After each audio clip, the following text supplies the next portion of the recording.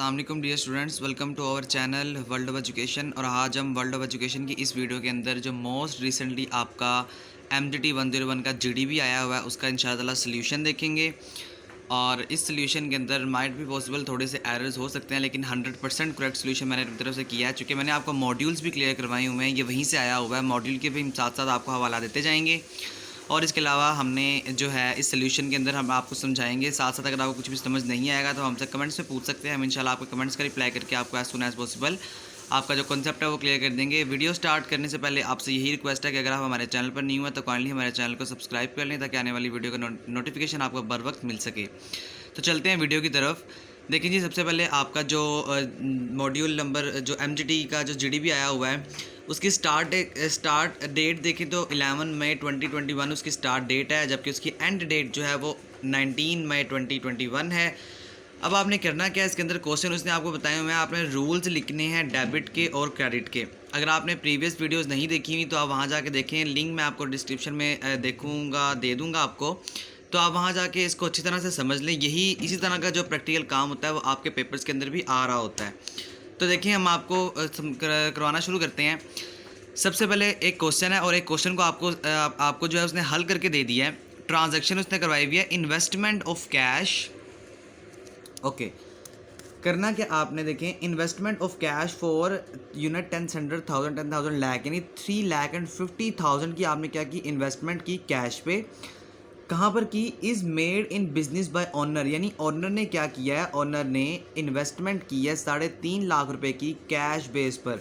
तो ये उसने आपको खुद सॉल्व कर दिया। तो पर्टिकुलर अकाउंट उसने क्या किया, उसने कैश एसी किया, यानी उसने कैश किया है।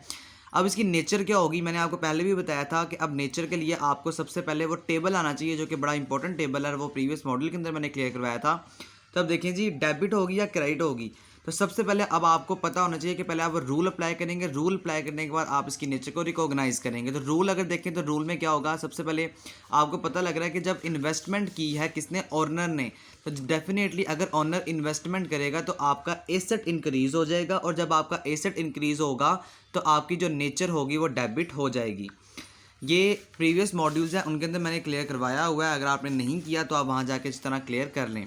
अच्छा जी, अब आगे बात करते हैं सेकंड क्वेश्चन पे। वो क्या कह रहा है, परचेज गुड्स ऑफ। अब आपने परचेज की है गुड्स 60,000 की ऑन अकाउंट की बेस पर। अब आपने याद रखना है, जब आप अकाउंट की बेस पर जो परचेज करते हैं गुड, तब आपकी क्या होती है, आपकी सैलरी इंक्रीज होती है। तो अब हम यहाँ लिखेंगे इंक्रीज इन इनकम। और उसके बाद देखें, बड़ा वही आसान सा रूल है कि अगर आपकी जो इनकम है वो इंक्रीज़ हो रही है तो आपकी नेचर क्या होगी, आपकी नेचर डेबिट नहीं होगी, आपकी नेचर क्रेडिट हो जाएगी। तो हम यहाँ पर जो है CR लिख देते हैं। CR stand for credit. आप वहाँ पर अपने जो LMS पर स्क्रीन है वहाँ पर जाके आप पूरा लिखेंगे क्रेडिट। और उसकी अगर बात करें तो अब यहाँ पर क्या आएगा, अब आपने करना क्या है यहाँ पर, अब आपने करना ये है, सॉरी यहाँ पर मिस्टेक हो गई हमसे। परचेज गुड ऑफ 60, जब आप परचेज करते हैं गुड तब आपकी इनकम के बजाय लाइबिलिटी इंक्रीज़ होती है। तो आपने यहाँ लाइबिलिटी लिख लेना है। ये 100% करेक्ट सोल्यूशन है। सॉरी यहाँ पर हमसे मिस्टेक हो गई है, इसका रफ वर्क हमने किया हुआ था।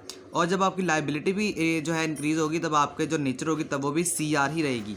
और अब आप यहाँ पर क्या कर रहे हैं, आप यहाँ पर क्रेडिटर्स लिख देंगे।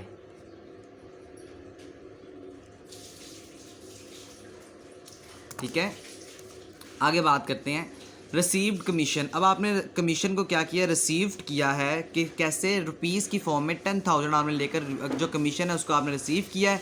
तो अब आप यहाँ क्या करेंगे, यहाँ पे सबसे पहले आप कमीशन लिखेंगे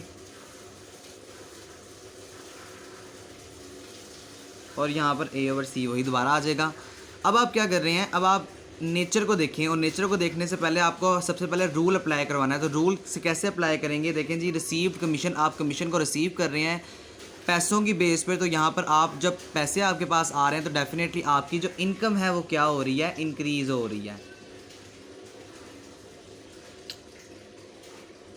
और जब आपकी जो इनकम होती है वो इंक्रीज़ होती है तो आपकी जो नेचर होती है वो CR हो जाती है। CR स्टैंड फॉर क्रेडिट हो जाती है। चौथे क्वेश्चन की बात करें तो सोल्ड गुड, आप अपनी गुड्स को सोल्ड कर रहे हैं यूनिट 10,000 लाख 2 लाख की आपने क्या की है, सोल्ड की है अपनी गुड्स किस बेस पर? क्रेडिट बेस पर। तो जब आप अपनी गुड्स को सोल्ड करेंगे क्रेडिट बेस पर तो डेफिनेटली आपके पास जो एसेट्स हैं वो इंक्रीज़ हो जाएंगे। तो यहाँ पर हम इंक्रीज़ इन एसेट्स लिखेंगे और यहाँ पर जो अब जब इंक्रीज़ होगा एसेट तब आपकी जो नेचर होगी वो डेबिट हो जाएगी। और अब आप यहाँ पर क्या कर रहे हैं, अब आप यहाँ पर भी डेबिटर्स बने हुए हैं तो आप यहाँ पर DEBTORS डेबिटर्स A/C लिख देंगे।